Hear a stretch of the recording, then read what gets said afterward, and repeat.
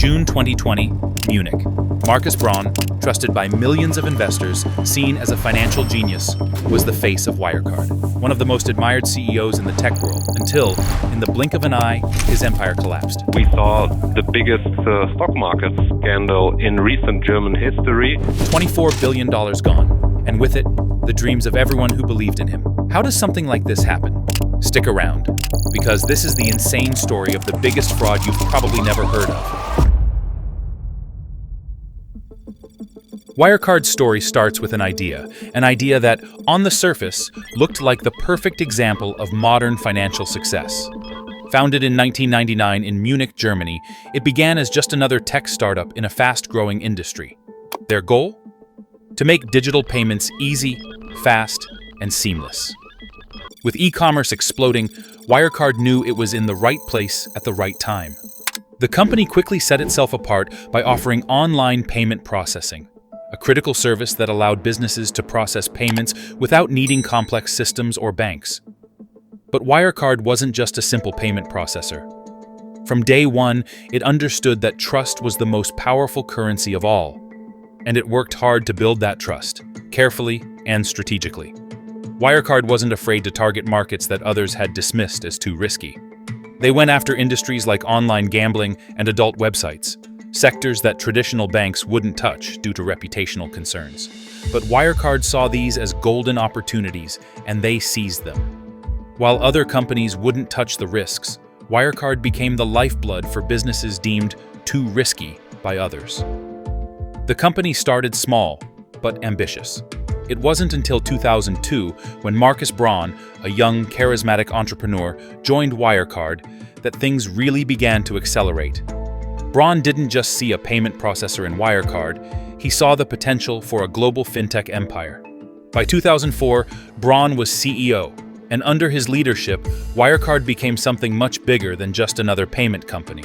Wirecard didn't just survive, it thrived. Braun turned Wirecard into a tech giant, acquiring smaller companies, expanding into new markets, and establishing a presence across the globe. The company pushed into Asia, starting operations in Singapore, and by 2006, Wirecard was acquiring XCOM, allowing it to enter the banking sector. No longer just a payment processor, Wirecard could now issue credit cards, handle online transactions, and provide comprehensive financial services. Wirecard's partnerships with Visa and MasterCard cemented its position as a key player in the global financial technology space. It wasn't just a German company anymore. It was now a global leader. Investors rushed in, drawn by its rapid growth, visionary promises, and endless potential. Wirecard became the symbol of Germany's dominance in fintech. By 2018, Wirecard had reached the pinnacle of business success.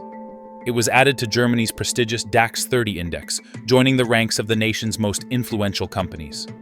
The world watched in awe as Wirecard's stock surged, and its valuation soared to over $24 billion. In the eyes of many, Wirecard was the future of finance, a company that was breaking barriers and changing the way money moved across the globe. But there was a darker side to this success. While Wirecard's leaders were busy making high-profile public appearances and basking in their success, behind the scenes, the company's financial health was crumbling. It had built its empire on numbers that weren't real. Investors were promised huge returns, but no one had stopped to ask, where was the money? How had a company processing billions in transactions become a $24 billion empire without showing the numbers to back it up? It wasn't until the spotlight grew too bright to ignore that the cracks in Wirecard's polished facade began to show. And when the truth came out, it didn't just shake the fintech world, it shattered the trust that Wirecard had spent years building. Wirecard had spent years building its empire on an illusion. The numbers, the partnerships, the stories, everything seemed legitimate on the surface. Wirecard convinced the world it was a leader in digital payments, processing billions of transactions for major global clients, and seamlessly handling payments across borders. Investors, governments, and regulators all bought into the narrative. Wirecard was seen as a revolutionary force in the financial sector. But the illusion began to crumble in 2020, when the truth started to unravel in ways no one could have anticipated. What had been brewing for years came crashing to light, and the reality was far worse than anyone could have imagined. On June 16, 2020, the Philippines Central Bank dropped a bombshell. Wirecard had claimed to be holding $2.1 billion in trust accounts at two major banks in the Philippines. But the central bank confirmed that this money didn't exist. The two banks, BDO Unibank and Bank of the Philippines Islands, denied ever having any relationship with Wirecard. Worse, the documents Wirecard had presented to auditors were nothing more than forgeries. The news spread like wildfire. Wirecard, once a $24 billion giant, was now exposed as a fraud. In a matter of days, its stock price collapsed by more than 80%. Investors who had trusted the company, who had believed in its vision and promises of financial security, watched helplessly as billions of dollars evaporated into thin air. What had seemed like a cutting-edge revolution in digital payments was revealed to be a giant deception. This wasn't just poor financial oversight. This was fraud. For years, Wirecard had inflated its profits, falsified accounts, and used a network of fake transactions to create a false image of a thriving, profitable business. It misled auditors, regulators, and investors, all while hiding the truth behind a web of fabricated numbers and misleading statements. What made this fraud even more devastating was Wirecard's widespread influence. This wasn't just a small startup. It had become an integral part of the global financial system. Wirecard was processing payments for major companies across the world, trusted by customers, financial institutions, and regulators. And in one fell swoop, that trust was shattered. For those who had invested in Wirecard, employees who had worked tirelessly, and governments who had backed it, this wasn't just a loss. It was a betrayal of the highest order.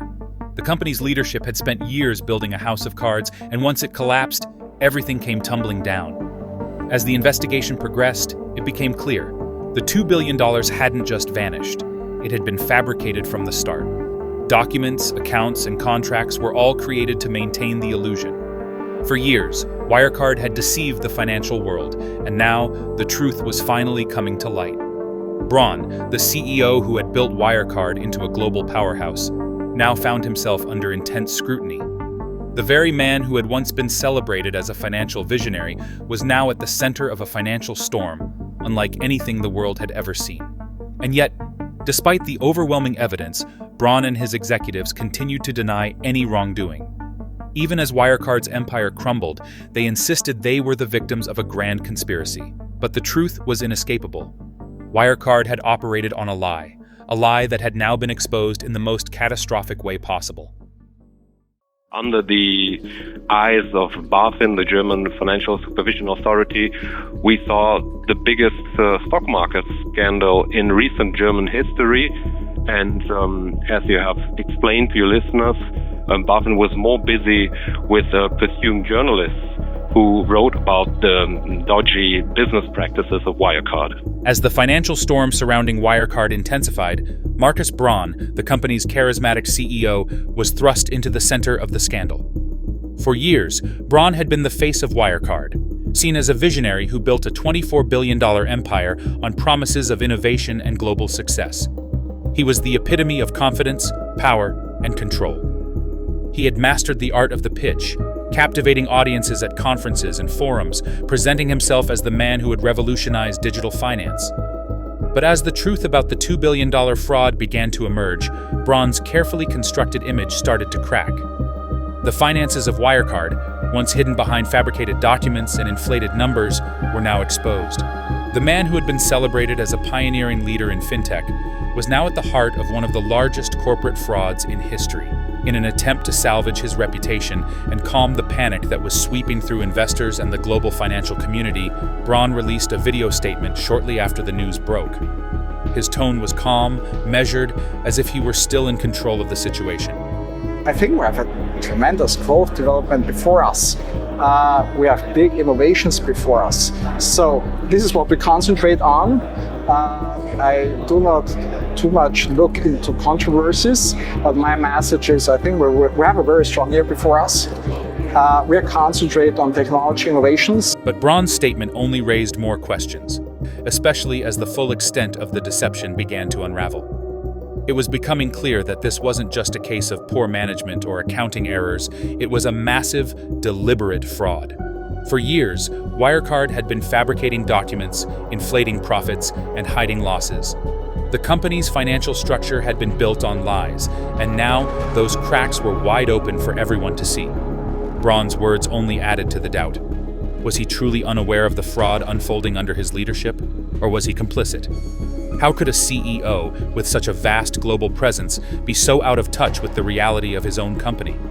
Was he truly a victim of a larger conspiracy, or had he been orchestrating the fraud all along? The world watched as Braun's confident demeanor faltered. His calm, controlled statements failed to mask the crumbling reality. Wirecard was spiraling, and there was no way to stop it. Just days after the scandal broke, on June 19th, Braun resigned as CEO. The resignation shocked the financial world, but by then the damage was irreversible. Wirecard's stock had lost most of its value, and its reputation was beyond repair. Once seen as a model of success, the company had become a cautionary tale of greed, deception, and corporate collapse. Despite his resignation, Braun continued to deny the full extent of the fraud. He insisted that Wirecard could still recover, even though it was evident that the hole in the company's finances was too deep to fix. The missing $2 billion wasn't a simple error. It was the result of years of careful manipulation and deceit at the highest levels. The truth was undeniable. Wirecard was built on lies, and Braun had been at the heart of it all. As Braun stepped away from the spotlight, the lingering question remained. How had Wirecard gotten away with this for so long? The unraveling of Wirecard was far from over, and as more details emerged, the full scale of the deception grew even more chilling. As the investigation into Wirecard deepened, the full scope of the fraud began to unfold, and it was more staggering than anyone could have imagined. The missing $2 billion wasn't just an accounting mistake, it was the core of a massive, years-long deception. This wasn't a small blunder, it was a carefully orchestrated conspiracy, one that involved multiple players both inside and outside of the company. When the truth about the missing funds was revealed in June 2020, the financial world was sent into chaos.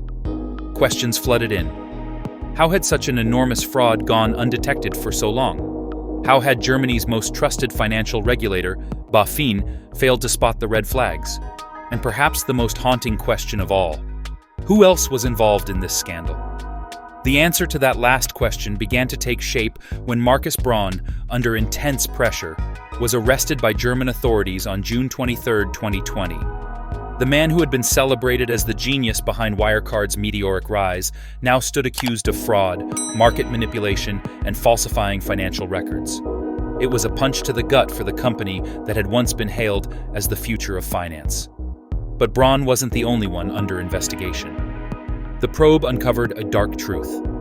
Wirecard's former COO, Jan Marsalek, had been a central figure in the fraud. Marsalek had overseen the entire operation, managing fake accounts and ensuring the scheme ran like clockwork. But just as the noose was tightening, Marsalek vanished. He was last seen boarding a private jet in Vienna, and since then, he has disappeared without a trace. Despite extensive efforts by law enforcement to track him down, Marsalek's whereabouts remain a mystery. Some speculated that he had fled to Russia, protected by intelligence agencies. Others suggested Belarus or another country with lenient extradition laws. Wherever he went, one thing was certain. Marsalek was gone, taking with him many of the answers the world desperately needed. Marsalek's disappearance added another layer of intrigue to an already complex case. Was he the mastermind behind the fraud, or just another player in a much larger operation? Had he been working alongside Braun, or was he a mere pawn in a scheme that stretched far beyond what anyone could comprehend? His escape raised even more questions about how deep the fraud ran, and whether the full truth would ever be revealed. As investigators continued their search for Marsalek, Wirecard's leadership was placed under intense scrutiny. The company's remaining executives were now facing criminal charges for their roles in the operation. The scale of the deception was vast, and the number of people involved made the investigation one of the most complicated cases in recent history. With each passing day, more details emerged, painting a disturbing picture of a company that had been hiding its fraudulent activities for over a decade. Despite Braun's arrest, the hunt for the full truth was far from over. his resignation and subsequent charges were just the beginning of an exhaustive process to untangle the web of lies Wirecard had built. The scandal left an indelible mark on the financial world, exposing flaws in the system that had allowed the fraud to continue unchecked for so long. And as for Marsalek, his disappearance only deepened the mystery. Was he the key to uncovering the full extent of the fraud, or was he simply a scapegoat for something even bigger? The uncertainty surrounding his flight and the possibility that more powerful figures were involved cast a dark shadow over the investigation. Wirecard's future and its legacy remained uncertain as the true story behind the scandal continued to unfold. The collapse of Wirecard wasn't just catastrophic, it was one of the most shocking financial scandals in modern history. What began as the dazzling rise of a fintech giant ended in ruin. By June 2020, Wirecard filed for insolvency, and the sheer scale of the damage became undeniable. The company's debts, over $4 billion, echoed through the financial world, leaving a trail of destruction that couldn't be ignored. For investors who had placed their trust in Wirecard, the consequences were devastating. Pension funds, wealthy backers, and everyday retail investors were wiped out. The billions that had once flowed into Wirecard's accounts vanished, leaving behind only empty promises, false hopes, and hollow financial statements. The company that was once hailed as the future of digital payments had proven to be nothing more than a dangerous facade. But the damage went beyond financial loss. It struck at the very heart of those who had devoted years to the company. Wirecard's employees, who had worked tirelessly for years, suddenly found themselves jobless. Many had invested their retirement savings in the company's stock, only to watch their futures crumble in the blink of an eye. Those who were still working during Wirecard's final days faced an uncertain future, unsure if they would ever be compensated for their work or if their careers would be destroyed along with the company. The ripple effect was felt far and wide. Wirecard's influence was not that of a small startup. It had embedded itself deeply in the global financial system, processing payments for some of the biggest companies in the world. Its collapse left entire industries scrambling to replace its services, creating chaos across markets that were suddenly left without their trusted payments partner. But the fallout didn't stop there. Regulators and auditors who had failed to catch the fraud found themselves in the hot seat. How had such a massive scam gone undetected for so long? Why had Germany's financial watchdog, BaFin, failed to act on mounting evidence of fraud? Wirecard had been under investigation for years, yet it had continued its operations largely unchecked, hiding behind forged documents and fabricated accounts. The scandal exposed severe flaws not just in Germany's regulatory system, but across Europe. The global financial system had failed to spot the fraud in time, leaving investors, auditors, and regulators holding the bag. The consequences were clear: stronger regulations, better auditing practices, and a complete overhaul of the financial oversight system were needed, especially as digital payments became more dominant in the global economy. Amid all this chaos, the mystery surrounding Jan Marsalek's disappearance only deepened. Marsalek, Wirecard's former COO, was at the heart of the fraud. But when authorities began closing in, he vanished. Speculation grew that he had fled to Russia, possibly hiding under the protection of Russian intelligence agencies. Others believed he might still be hiding in plain sight. His disappearance only fueled the mystery surrounding the scandal. The search for Marsalek continued, but with each passing day, it seemed less likely he would be caught. Was he the key to understanding the full scope of the fraud? Or was he just another pawn in a far larger scheme? His escape added a chilling layer to the story, leaving the world wondering if we would ever uncover the full truth. As for Wirecard, the once promising fintech giant was now a hollow shell.